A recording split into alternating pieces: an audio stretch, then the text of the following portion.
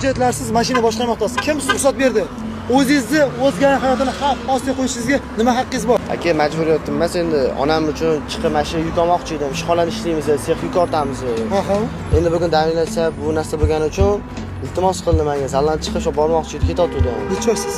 Meni 20 yoshman. O'qiganmisiz? O'qiganman. Qaysi 3 marta o'qidim. 3 marta topshira olmadim. Qiyin, nima? Nima topshira olmadingiz? Sabab nima topshirasiz? Qiyin savol javoblar. Avtomobilni yaxshi o'qitmagan, yaxshi bilim olmagansiz. Endi faqat oxirgi 3 so'lga qiynalaman. Nima savol javob bera olmadingiz?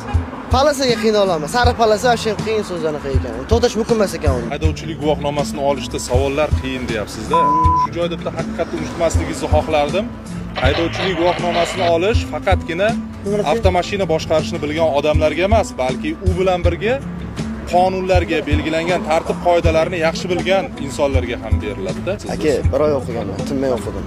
Ba'zi yetolmay, mana 17 topganman, ikkita xato qilganman. Oxirgi imtihonatda jarga qilishim kerak, qilmasligim kerak. Palasi, har xil, ya'ni yangi narsalar qo'shilyapti. Har xil narsalar bor aka. Endi bitta savol 3 ta javob to'g'ri keladi, bitta savol. O'shaning uchun aka, endi Hurmatli kuzatuvchilar, ko'rib turibsizlar. Sizlar qanday fikrdasizlar? Rostdan ham hozirgi kunda ilk marta haydovchilik guvohnomasini olmoqchi bo'lgan fuqarolarimiz qiyinchilik tug'diryaptimi yoki savollar osonmi, qiyinmi? Fikringizni albatta izohlarda yozib qoldirishni unutmang.